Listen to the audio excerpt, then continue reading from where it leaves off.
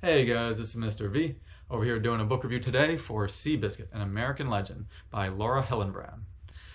This book is a nonfiction book about a famous racehorse from the 1930s named Seabiscuit, and it follows Seabiscuit's career. Before I get into the book review, I want you to know that I went into this book completely cold, in that I knew the name Seabiscuit and I knew that Seabiscuit was a racehorse, but that was basically all I knew. I did not know anything about the career. I don't even know much about horse racing. I just basically went into it cold. Yet I still found this a very entertaining and a very fun read, which I recommend, and you'll see why in just a bit. I did think it started a little odd. It had an odd start because the author started with kind of the crew first, about the owners, the crewmen, the jockeys, all that, and then introduced the race horses and all that. But after it started to get going, you can see that it is very well organized, and you can see why she started that way. Because you do want to learn about the owners, and you want to learn about the training, and you definitely want to learn about the jockeys. And then after you learn about Seabiscuit, then you can kind of see it all, kind of why she organized it in that fashion. And I thought that was really good.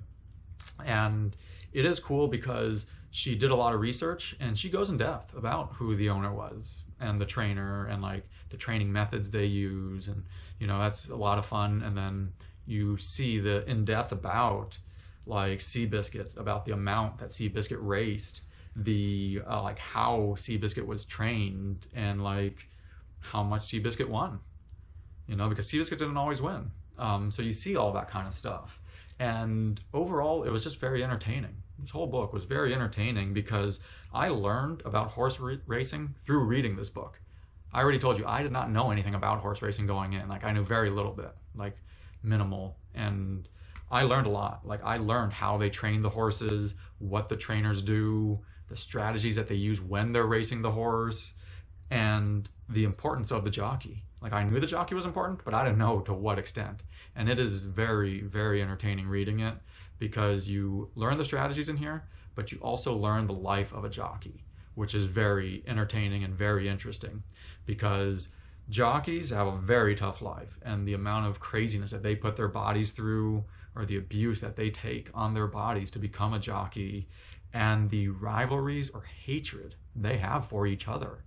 It's very, very entertaining and interesting at the same time. And even though this was from the 1930s, I mean, it was about the 1930s, I'm sure it still goes on today. So that's also very interesting about it. And when she was writing it, like, you wanted to hear about the horse races. Like, you wanted to know what was going on. And she covers multiple races in here. So you were always curious for the results because, as you already know, Seabiscuit did not always win. When you hear of these legends, you always think they won. And Seabiscuit did not always win. So that's why it can be pretty intense at times, because it covered Seabiscuit's whole career. Now, one thing that was a little tough was that because it covered Seabiscuit's whole career, there are many different horse tracks and there are many different names. So it can be a little confusing at times because you did cover all the major ones, but it could be a little confusing at times. Because there were many tracks, and many of the tracks weren't the big time races, but I think people were just obsessed with Seabiscuit, so any race they went to was a big time race. But then she makes it very clear which one were the biggest of the races. So so then you definitely know when to pay attention, like which ones to pay attention to the most. So that was always fun. But I thought that it was just, she had a very engaging writing style because it made the book flow super smoothly, and the chapters were super easy to finish. The way she just organized it, the way it flowed, it was just super easy to finish the chapters, to where the book just went by so fast. The book was just done.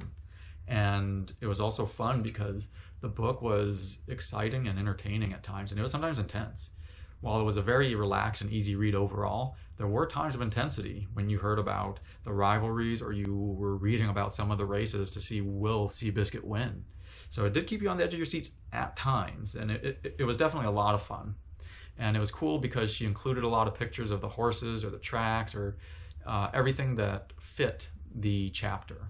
So I always think that's always great when an author of a nonfiction book includes those types of pictures.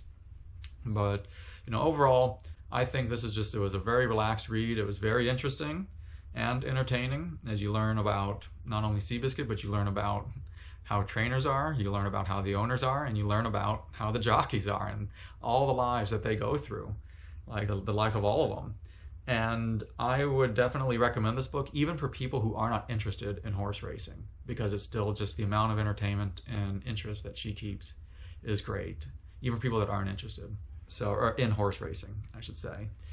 So I would recommend it. Is just go into it knowing this is a very lighthearted read. You know, this is not a book that I would say you have to rush out to get, because it's just a very lighthearted read. But you definitely, you know, if you see it on the shelf, you may want to possibly just pick it up as an extra read, because I do think it was fun. So I would definitely recommend this book overall, though.